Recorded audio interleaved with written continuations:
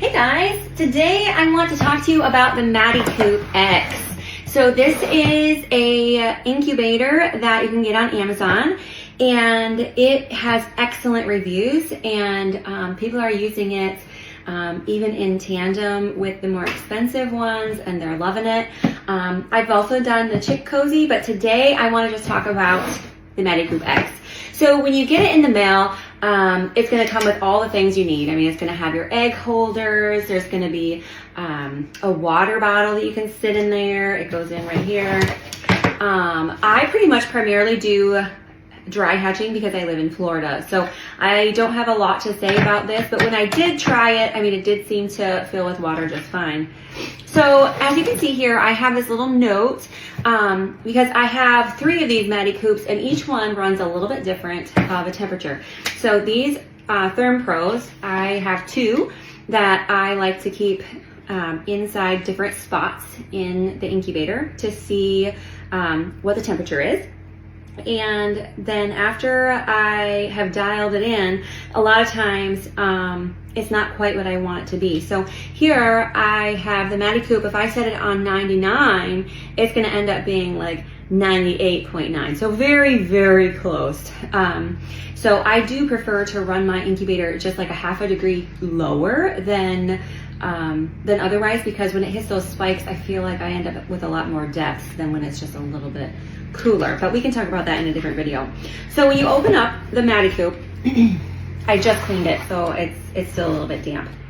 So right here, this comes out, and after you are done hatching, this is all full of all kinds of yucky, so you definitely go through and clean that out, and then I bleach it when I'm finished. But what it has is this cool little doodad here. There's a spot for it to fit in, and sets just like that. And so then when you see, there's 2 on this side and 1 on this side, so 1 goes here and then the 2 goes in here. And then what it does is, as it, oh, it won't let me do it, but basically like every hour, if you have it plugged in, it will tip the eggs. So when I'm incubating, there's a couple ways you can do this. If I have really big eggs, I hope I didn't grab the other one out. Well, if I have really big eggs, I often will just set them right in here, and then I have these pieces of fabric that I have, and I'll tuck it in there next to them. And sometimes I'll even use like a little rubber band. So say I've got, only 3 eggs in this section, I might fill this up with fabric, or I might even just put like a little rubber band on the end like this, just to hold the eggs nice and tightly together. Because what I don't want to happen when this turns, it does kind of clunk the eggs a little bit. And especially if you're buying hatching eggs on, that are mail order, you want to be as gentle with your eggs as possible. So I find that by having them tight, they don't clunk. Another thing that you can do that I also have done is, in tandem with the rubber band method like this, I've also taken these strips of fabric like this, and I've kind of lined the edges. This is especially helpful if they're smaller eggs. Lined the edges like this. I don't know if you can see that. And then I'll put the eggs in between these, and so it's nice and soft. So when it turns, it doesn't clunk them. But again, like if you've only got a couple eggs in there, or if you have a gap, use one of these elastics to wrap around the end so that the eggs won't wiggle. So that's one of my tricks. Now, on Etsy, there is a seller that sells some pretty cool stuff. I've gotten pretty much all of it, and now I wish I had it all ready for this video, but I don't. So there's these cool things, and they fit directly in the egg container like that. But what I find is that you want the eggs have to be just so. So if they're the perfect size egg, which really you want to incubate. However, if you're getting mail order, you just have to use what you get. So sometimes they're too small, and so they'll still clunk. Sometimes they're too big, and then I'm afraid when it turns, I haven't had any fall out, but it still makes me fearful that they're going to fall out. But I have used these with great success. And I've used these in tandem. So say I've got the perfect size eggs in this one. then in this one, maybe I'll use some of my fabric. So it's just kind of a game. Now, if you have hatching eggs that you have purchased and that got mailed to you, another thing that I have found that works really well is not turning those particular egg holder things. So what you can do for that is simply turn it around. So see, this is where the two are. So if you can see this has like this slot here that the second dimple would fit in. Well, then every time this moves, it turns the eggs.